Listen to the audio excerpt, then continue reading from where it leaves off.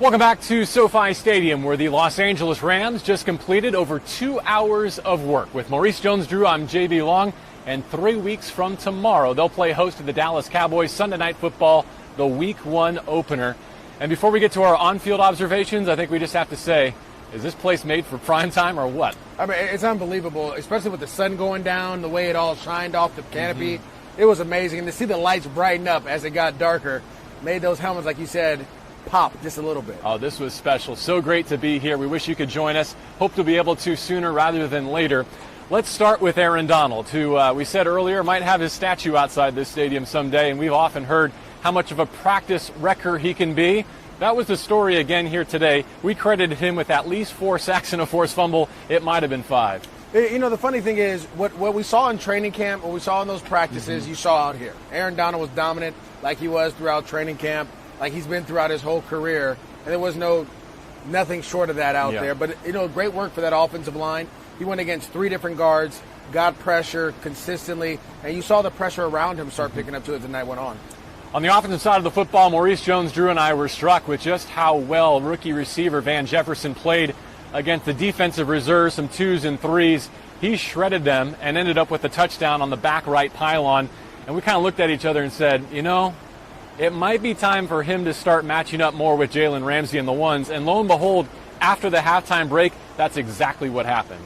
Again, what we saw in practice continues to go forward. Guys that are going to make plays in practice consistently came out in this scrimmage in this different atmosphere and performed. Van Jefferson did a phenomenal job of running routes, finding his way to get open in the back of the end zone, toe tapping, dragging his feet.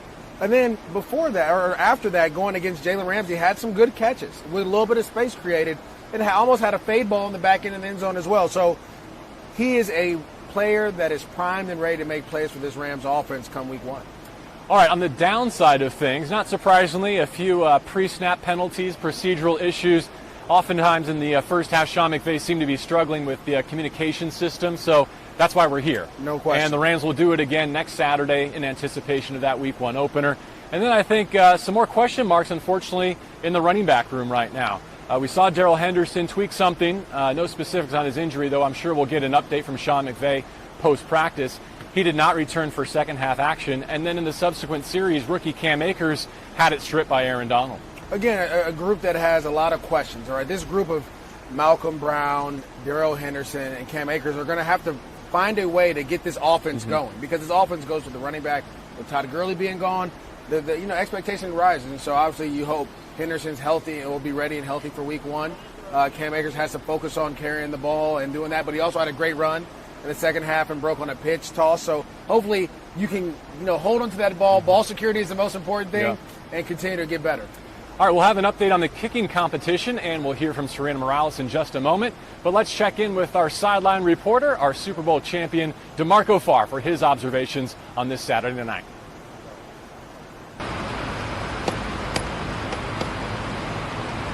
Not sure what I like better, man, the stadium in the daytime or at night. Looks like a different place at night. But look, scrimmage is over. It's not preseason, but you got to work with what you got. A lot of things to work on, especially that first unit offense. So not fun to end a scrimmage on a turnover, but that's just the way it go. But a couple of notes. I love the way John Wolford plays football, plays it really quick. Joe Noteboom at left guard coming back, missed a lot of action, a lot of time last year. He's back. Looked pretty good. I saw Michael Brockers, Aaron Donald give him some work. He held up nicely. Rob Havenstein back in the lineup at right tackle. Looks a little leaner around the boiler. Looks like he's in shape, so he worked out well today. Trevin Howard at inside linebacker plays really well downhill. Like what I saw out of him as well. And 52, Terrell Lewis.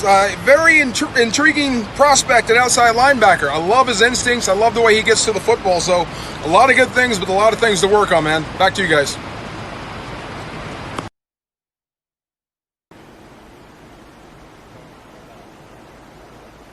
All right, thank you, DeMarco. Looking forward to seeing you back at Cal Lutheran in Thousand Oaks for more training camp live later this week. Back with Maurice Jones-Drew, JB Long. We promised you an update on the three-man kicking competition, and I think you and I are going to have to devote some time this week to practicing our pronunciation. Lirim Hairulau really shone tonight. He was 5 for 5 in a thorough vetting of all three kickers. He connected from 38 twice, 50, 43, and 48, and there were no doubters. Oh, no, not at all. And I'm going to let you deal with the name enunciation and all that, but I'll tell you this much. he was kicking the ball and it was clearing. Yeah. The 50-yarder was with ease. And so he was the most consistent. He didn't seem a little jittery. And when the ball jumped, it jumped off his foot as he was kicking field goals. McGinnis was solid as well, 4 of 5, only missing from 43. Sloman, the rookie draft pick, struggled a bit here tonight. I'm sure they'll get another chance a week from tonight when the Rams are back for their second dress rehearsal. Terrell Lewis, another draft pick out of Alabama, felt his impact on the edge tonight. And for whatever reason, Leonard Floyd was not getting his normal allotment of reps. And so I think the rookie took a lot of those on the edge and made his presence known. Well, again, he's a young player that's going to need to play. And so they want to get as many live reps for him as possible. Yeah. You saw his length, you saw his power, his ability to rush, his smarts when the D tackle's going up the field to run what we call a natural ET or TE, getting back inside to the quarterback. And again, generating consistent pressure. That's what it's all about as a rookie, is being consistent in your play. If you can do that, your game will elevate. If you think back to last preseason, the 4th game in Houston, John Wolford and Simba Webster not only thrilled Rams fans, they kind of cemented their place on this roster. And once again, their connection super strong, working against Jalen Ramsey at times on a touchdown drive, and also Wolford's ability to keep plays alive, to get away from Aaron Donald and extend plays. I continue to think that they will be regular contributors on the active roster this year. Well, I definitely think Simba Webster's done a phenomenal job as a receiver, but he'll impact the game more as a return guy and a specialist. Sure. And yeah, he'll get his plays in. But John Wolford, when he gets an opportunity to come in, we hope he doesn't, but if he ever does, his speed is something that you've never seen, because you don't think when you look at him, a guy who was a banker before he started playing football has wheels like that. So hopefully, we don't have to see it, but if we do, as the Rams are well prepared to get going. I also think he's a great asset to Jared in the film room, a super cerebral guy, speaks Sean McVay's language in a way that the 2 undrafted rookie quarterbacks behind him just cannot. All right, a couple more thoughts from Maurice Jones-Drew upcoming, but first let's see what Serena observed from tonight's scrimmage.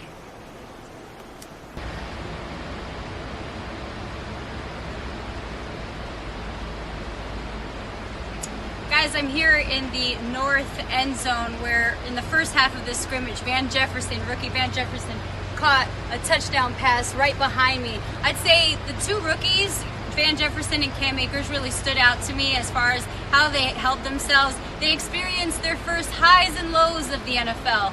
Van Jefferson, yes, caught a touchdown pass, but on the other end of the field, there was some nice Florida State banter because he had one of the best lockdown corners, Jalen Ramsey, covering him, and there he missed a touchdown pass.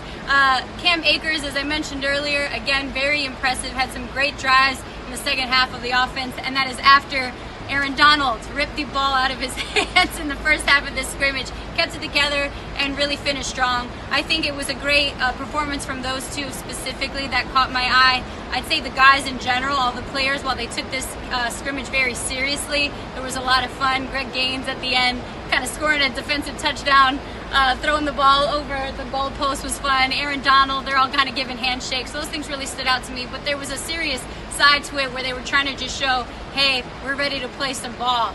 And I got to give a shout out to one of our kickers, Liram Harula, who comes from the CFL. This is probably his first time experiencing an NFL field.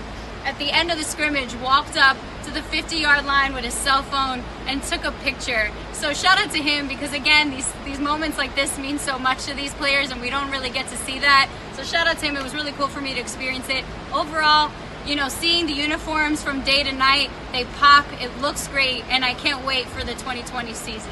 Guys?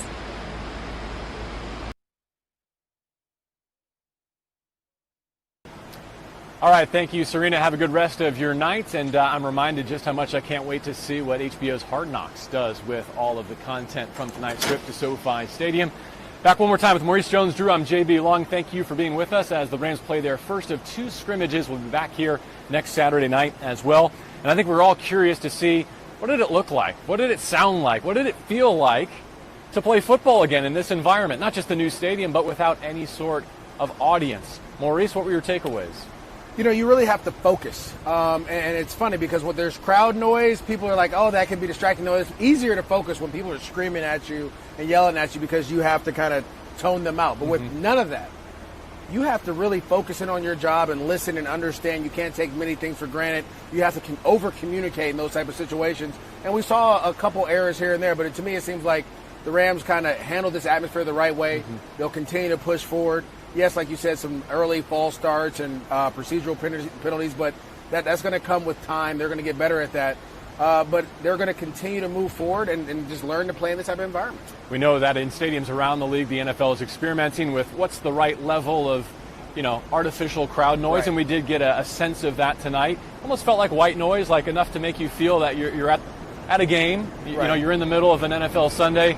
But those peak moments in crunch time, the 2-minute drills, were just lacking a little something that only you can provide when you do join us here in person. Final thing from SoFi Stadium, as they go back to practice tomorrow, Sunday, before a player day off on Monday. What do you think is the top Sean McVay's agenda? The first thing I think he's gonna talk about the penalties. Ball security is going to be another one. And then from there is just going to be how can we get these young guys up to speed as quick as possible? Because as we noticed, Terrell Lewis, both safeties, Cam Akers, those guys are going to have immediate impact. They're going to play huge roles on this team, so they have to continue to try to build those guys up and get them working. In order for the Rams to get where they want to get to, that impact from those rookies are going to be huge. All right, Rams Camp Live is back tomorrow afternoon from Thousand Oaks. We will talk to you then. Enjoy the rest of your weekend.